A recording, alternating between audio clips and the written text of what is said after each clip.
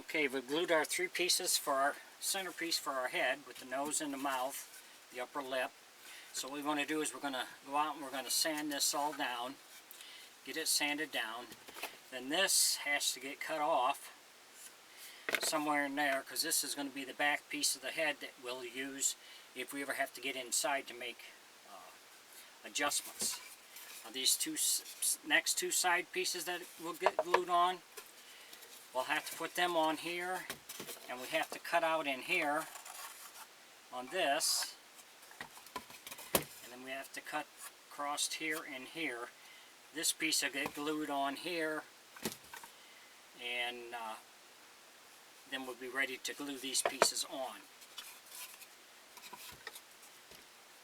If you enjoy my videos, please like and subscribe on my YouTube page.